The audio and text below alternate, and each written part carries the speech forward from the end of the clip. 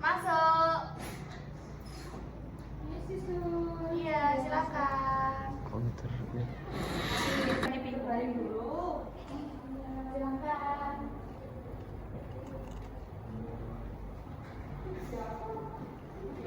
Balik aja. Silakan Ibu, Bapak duduk dulu.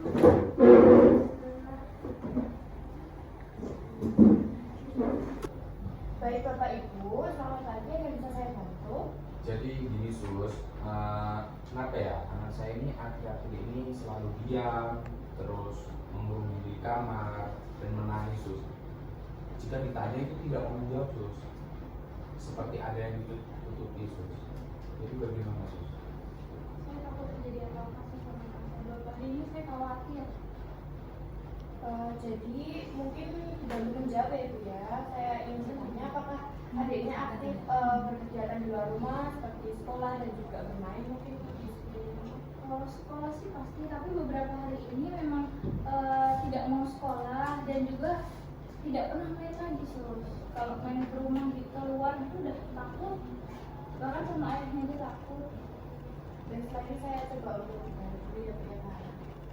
Adiknya boleh sih tanya, apa waktu di rumah atau sekolah ada yang biaya sama adik putri? Gak apa-apa, coba bilang aja, cerita sama susternya. Ayah cerita sama suster pelan-pelan. Baik Bu, sepertinya adik putri tidak mau menjawab saat saya kasih pertanyaan. Mungkin saya akan alihkan ke psikiater supaya adik putri lebih nyaman dan privasinya lebih terjaga daripada di ruangan ini.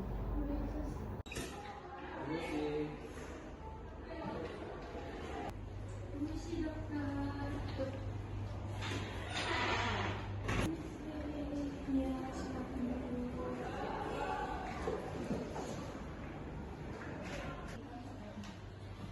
Ya, adik namanya siapa? Oke, adik putri, aku punya boneka nih. Gimana kalau kita ngobrol santai sambil main boneka? Boleh. Ini bonekanya ya. Dengar kamu ada cerita atau apa yang bikin kamu sedih akhir-akhir ini ya? Kamu bisa ceritain ke aku kalau kamu mau. Aku takut cerita. Kenapa kan tuh nggak apa-apa, cerita aja. Nggak apa-apa, Kita kan cerita. teman. Gak bakal kan dia marah dokter. Iya. Ibu juga gak marah. Ada cerita apa aja. Adik namanya siapa? Bisa disebutkan lagi? Oh, masih nggak mau bilang ya? Nggak nyaman mungkin karena ada ibunya ya. Kalau gitu Bu, maaf, Ibu bisa tunggu di luar terlebih dahulu agar anaknya juga merasa nyaman ceritanya. Ya sudah kalau gitu dokter, kalau demi kebaikan saya sih keluar dulu ya. Ya Bu. Baik, deh, bisa disebutkan namanya lagi. Baik, Dek Putri. Kakak punya boneka nih. Gimana kalau kita ngobrol-ngobrol santai sambil main boneka? Boleh. Nah, sekarang Dek Putri bisa cerita pelan-pelan aja. Kenapa coba apa yang membuat Dek Putri merasa tidak nyaman? Jadi waktu itu Kenapa? Dengerin kok kamu cerita aja. Jadi waktu itu aku lagi di kamar, terus aku dengar suara keras gitu. Suara keras kayak apa? Kamu ingat situasinya itu gimana? Kayak orang marah, ayah sama ibu mereka sering teriak. Oh, jadi ibu sama ayah kamu sering teriak-teriak. Aku paham, pasti rasanya nggak nyaman ya. Iya, aku takut kalau mereka marah lagi. Kadang aku sembunyi di kamar, tapi aku nggak tahu kenapa mereka marah. Aku ngerti, kadang kita tuh kalau dengar orang-orang sekitar kita marah-marah atau berteriak pasti nggak nyaman ya. Kamu hebat bisa cerita sejauh ini. Kalau bisa, kamu bisa cerita lebih banyak lagi tentang yang kamu rasakan. Aku cuma pengen semuanya kayak dulu lagi. Waktu ayah sama ibu nggak sering marah-marah. Iya, aku bisa ngerasain ya kalau kamu pengen balik ke masa-masa waktu mereka masih baik-baik aja, belum bertengkar.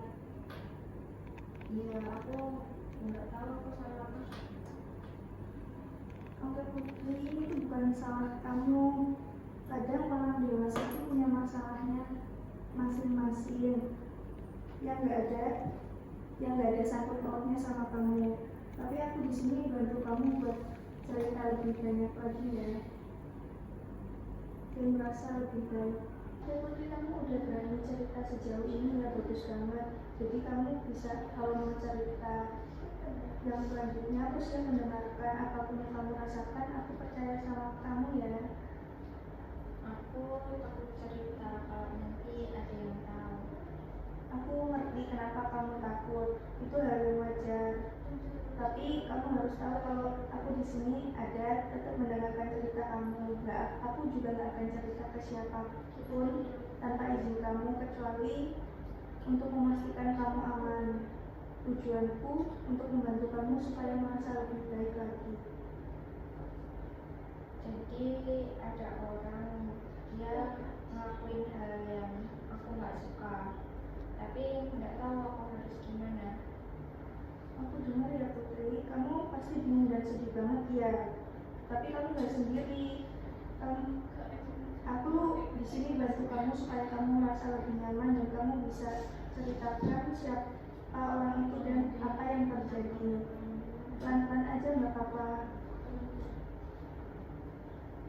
Itu orang yang aku kenal, dia sering ke rumah dan aku nggak suka kalau dia sama aku.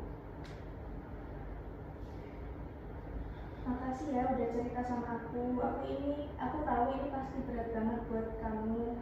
Tapi kamu nggak salah sama sekali. Orang itu nggak punya hak untuk menyentuh kamu tanpa izin apapun alasannya. Tapi aku takut kalau cerita dia marah atau ayah sama ibu nggak percaya. Aku ngerti kenapa kamu merasa takut, tapi aku janji aku di sini buat melindungi kamu.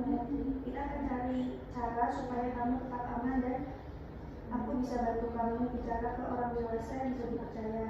Kita lakukan ini pelan-pelan ya, sesuai dengan kenyamanan kamu.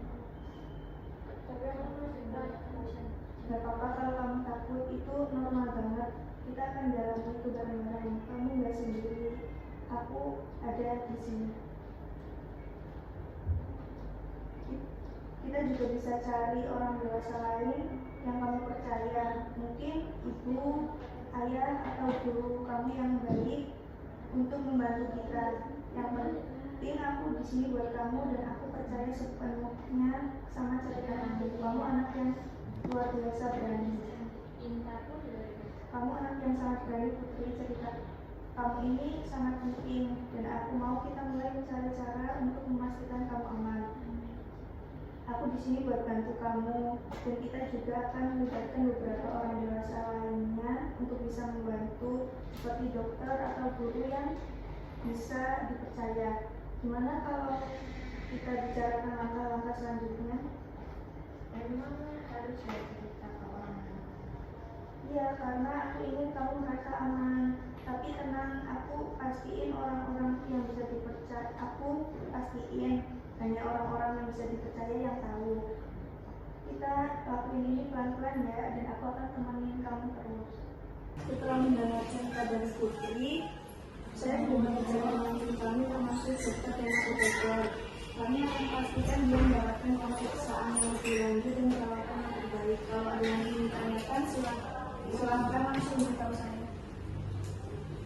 Apakah kasus ini hasil pertimbangan Untuk keamanan Putri, saya menyarankan agar kita melibatkan pihak berwenang. Tapi kita akan melakukan ini dengan hati-hati dan memastikan bahwa dia tetap aman dan terlindungi sepanjang prosesnya. Jika ada merasa siap, kami bisa bantu mulai langkah itu bersama. Baik, terima kasih sudah yang kopi yang misalkan apapun yang terjadi. Sama-sama, Putri.